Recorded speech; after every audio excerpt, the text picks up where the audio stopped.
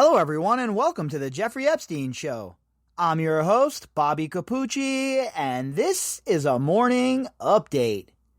Ghislaine Maxwell has added another high-profile attorney to her defense team in hopes of finding a way to wiggle off of this hook.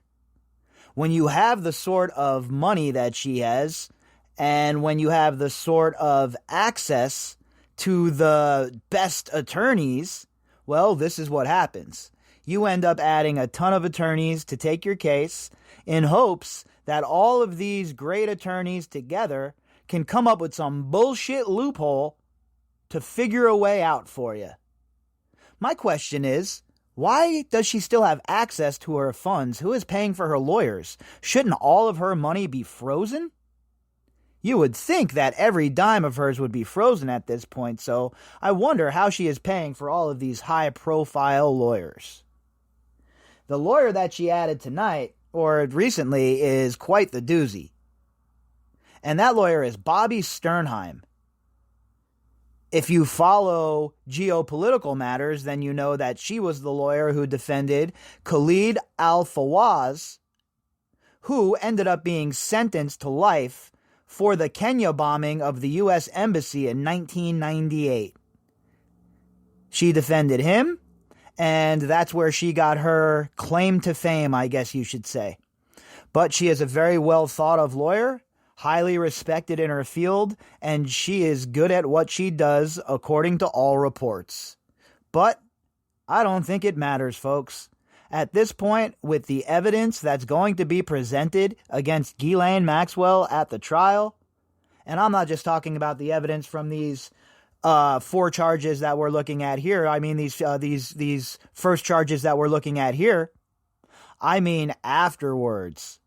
There's going to be a lot more that comes out, and it's going to be real tough for Ghislaine Maxwell and her team of lawyers to defend her from the onslaught of truth.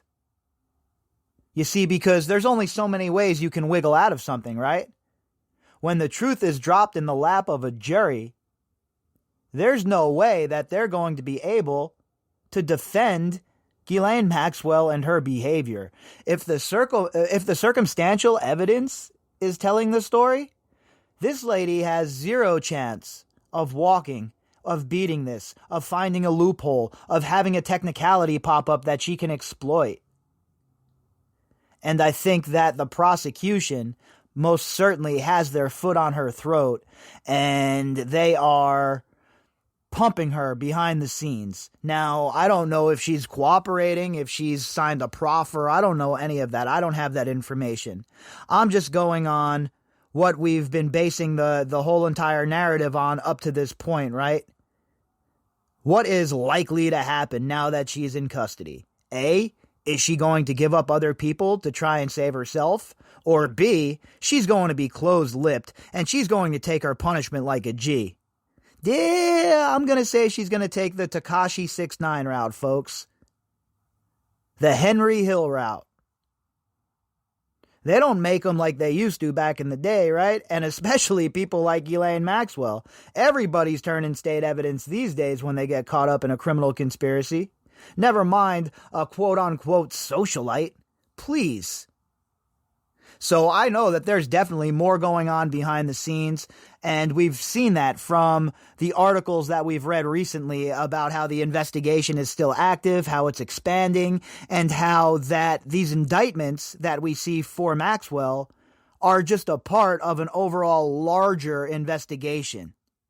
So there's definitely more coming down the pipe, and these people like Ghislaine Maxwell, they're going to need all the help they can get. So if I was Sarah Kellen Vickers or Leslie Groff or Adriana Ross or Nadia Marchinkova or Indike or Khan, I'd be looking for my own high-profile lawyers right now. That's what I'd be doing. Because guess what? The shit is about to roll downhill, folks.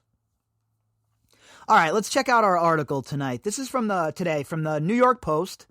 Author Lee Brown. Headline: Ghislaine Maxwell hires lawyer who defended Osama bin Laden's henchman. And again, I don't hold that against the lawyer. I think I've been pretty clear how I feel about that. Everybody in this country, in the world, in my opinion, is entitled to the most competent law help that they can find if they get themselves into a jam. My beef is not with the lawyer who takes on the client who is accused of heinous shit, right? That's how our system works. Equal justice under the law. So my beef isn't because of her clients, right? I'll never malign a lawyer for that. It's the way the system works, and that's just the way it is. Now, what I will have a problem with is the behind-the-scenes finessing of people like Dershowitz reaching out, using your connections to try and finesse the situation into your favor. That, my friends, is country club bullshit, and I am not a fan. But there's no hint that that is the way Sternheim conducts herself, right? That's not what I'm saying at all. But she is a pretty high-profile lawyer, and if you have the money to hire somebody like this is definitely somebody that I'd probably bring in too. Accused Jeffrey Epstein madam, co-conspirator, fellow child abuser, general all-around scumbag and bipedal serpent, Ghislaine Maxwell has hired a super lawyer who once represented one of Osama bin Laden's henchmen, legal papers show. Bobbi Sternheim filed papers Monday in New York's Southern District Court to note that she hereby appears as counsel for defendant Ghislaine Maxwell in her sex trafficking case. So she's an official part of the defense, right? Filed the papers, everything's locked and loaded with the courts, and she is now on the case. So Allison Moe and company have a new foe to deal with. Somebody that is serious about their business, right? I think that Sternheim is probably a bit more of a competent lawyer than the other two, Everdell and Cohen even. And that's not a slight on either of them. They're both very competent attorneys. But Sternheim has been around for quite some time, and she has done some serious work. So she's a pretty stiff test, right? But again, there is only so much an attorney can do with a shitbag client like Maxwell. There's only so many tricks in the book, folks. Because guess what? The truth is a very, very heavy burden. And it is resting squarely above Maxwell's head and about to drop. Sternheim's law firm, Fasulo, Braverman, and DiMaggio, called her a recognized leader in the local and national criminal defense bar for litigating difficult and complex cases. Well, I think that this fits the bill of that, right? Difficult and complex. Most assuredly. I don't think it gets more complex than this, right? Especially considering they don't even know as a defense what the prosecution has. The prosecution's holding all the cards, the prosecution's the house, and the prosecution likes to win. She is the first and still only woman to get the New York Criminal Bar Association's Award for Excellence in the profession. The firm boasts on her online bio. Again, big-time rewards, right? Big-time awards, a big-time lawyer. There's a lot of lawyers out there like this. Very powerful, great in the courtroom, and the type of lawyer that you really, really, really, really want on the case, especially considering what she has been involved with, okay? And this next paragraph will tell the whole story, folks. Bobbi has tried international organized crime and racketeering conspiracies, international terrorism offenses, international telemarketing fraud, capital murder, and interstate transport of pornographic media. Her bio noted, saying she also holds top secret SCI clearance. So, this is a lady that has some clearance. But the most telling factoid, and again, what do I always say about that little nugget of gold? Well, this is another lawyer who specializes in racketeering conspiracies, folks. RICO, just like Everdell. You don't think they're preparing for something bigger? You don't think they're preparing for a big-time RICO smashola? Because it's coming. You know, like when the Incredible Hulk starts going ham and starts yelling about Hulk smash? That's what's about to happen. RICO smash for all of these clowns. Her most high-profile case, however, remains representing for bin Laden's henchman Khalid al-Fawaz in his 2015 trial over the 1998 bombings of 2 U.S. embassies in Africa that killed 224 people. And for those of you who might be too young to remember that was all pre-9/11, right? This was all leading up to 9/11 when nobody was taking Al-Qaeda seriously, when nobody was really taking international terrorism seriously within United States borders. It was not something that was thought about. The thought process was, not in America. That's something that happens in Israel. That doesn't happen in America.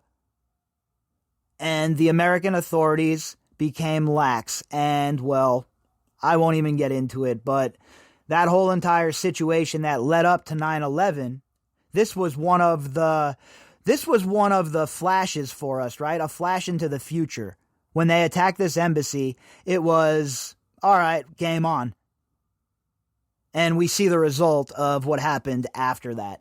And that is her most high-profile case up to this point, was defending Khalid al-Fawaz. And I'm shocked that he only got life in prison and not a death sentence for that sort of crime. It was heinous. If you're not familiar with what the blast site looked like, jump onto the internet at some point and check it out. It was absolutely insane. Then U.S. Attorney Preet Bharara, God, I cannot stand that guy, sorry. I don't mean to make a joke of his last name, but I just do not like him, said at the time that al-Fawaz played a critical role for Al-Qaeda in its murderous conspiracy against America. Sternheim said she was disappointed when her client, bin Laden's spokesman in London, was convicted on 4 counts of conspiracy and sentenced to life in prison. Well, yeah, of course, a lawyer is always bummed when their client gets convicted, right?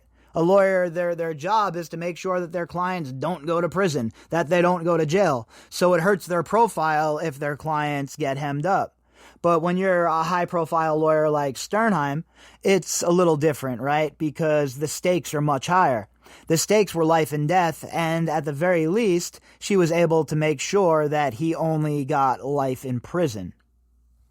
Sternheim also represented other terrorists, including Ming Quang Pham, who admitted a plot to blow up London's Heathrow Airport and was sentenced to 40 years in prison in 2016.